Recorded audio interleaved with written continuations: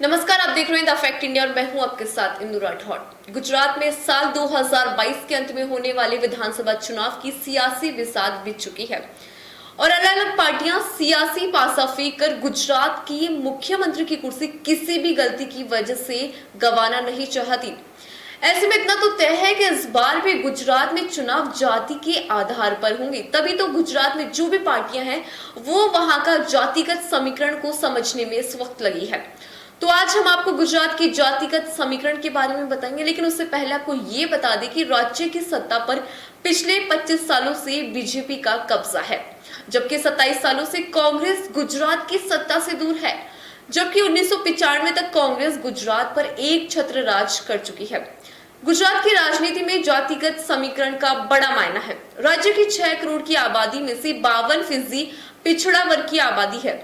वहीं प्रदेश की 146 जातियां ओबीसी समुदाय से आती है। ऐसे में पिछड़ा वर्ग की जातियां ही तय करती है कि सत्ता पर कौन काबिज होगा। दरअसल प्रदेश में स्वर्ण मतदाताओं की आबादी सबसे कम है। वहीं दूसरी तरफ राज्य में पटेल समुदाय की आबादी 16% है, लेकिन ये जाति सबसे ज्यादा ताकतवर मानी जाती है। ऐसे में आगामी विधानसभा चुनाव 2022 में गुजरात में 52% पिछड़ा वर्ग की जातियों को साधने के लिए बीजेपी और कांग्रेस अपने अपने तरीकों से कोशिश में जुटी है। गुजरात में जातिगत समीकरण का बेहद ही महत्व है, क्योंकि गुजरात का जातिगत समीकरण दूसरे राज्यों से बिल्कुल अलग है। इस राज्य में पिछड़ी जातियों की सबसे ज्यादा अधिकता है। राज्य की जनसंख्या में 52% मतदाता पिछड़ा वर्ग की 146 जातियों से आते हैं, जबकि 16% पाटीदार समुदाय जो कि सामान्य जाति से है। वहीं 16% के करीब क्षत्रिय समुदाय की आबादी यहाँ पर मानी जाती है। हालांकि प्रदेश में दलित आबादी केवल 7% है। गुजरात में अगर जातिगत आबादी की बात करें तो ओबीसी 52% है, क्षत्रिय 16%, पाटीदार भी 16%, दलित 7%, आदिवासी 11% और मुस्लिम 9%। इसके अलावा अगर सामान्य जातियों की बात करें जिसमें ब्राह्मण, बनिया, कायस्थ महज पूरे प्रदेश में 5% है। बता दें कि प्रदेश में पिछड़ी जातियों पर बीजेपी अपनी विशेष नजर बनाए हुए है। वहीं राज्य की जनसंख्या का 52% आबादी पिछड़ा वर्ग की जो जाति है वहां से आता है।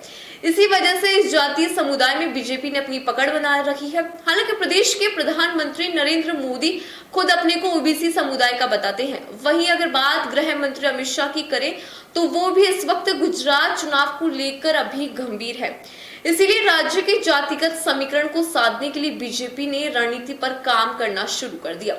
इसी के साथ गुजरात विधानसभा चुनाव को देखते हुए कांग्रेस के शीर्ष नेतृत्व में ओबीसी समुदाय को लेकर विशेष प्रयास किए जा रहे हैं, जहां पर पिछले 27 सालों से सत्ता के वनवास को खत्म करने के लिए कांग्रेस का शीर्ष नेतृत्व पूरी तरीके से जुट चुका है। ऐसे में कांग्रेस के पिछड़े वर्ग के बड़े नेता जगदीश ठाकुर और सुब्राम राठवा को विशेष जिम्मेदारी दी गई है। इन्हीं अनुभवी नेताओं के तजुर्बे को ध्यान में रखते हुए सियासी समीकरण को साधने की कोशिश अभी कांग्रेस कर रही है। वहीं गुजरात की सियासत में जगदीश ठाकरे की पहचान एक तेज तर्रार नेता के रूप में होती है। कांग्रेस गुजरात में सत्ता पर वापसी के लिए ओबीसी, दलित और आदिवासी वोट बैंक पर विशेष फोकस कर रही है।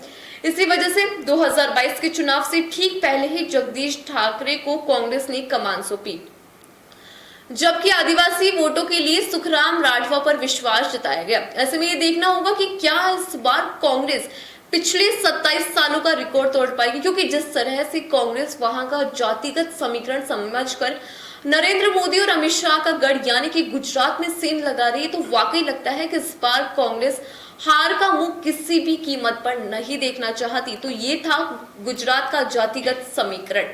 फिलहाल के लिए इतना ही, मुझे दीजिए इजाजत। नमस्कार।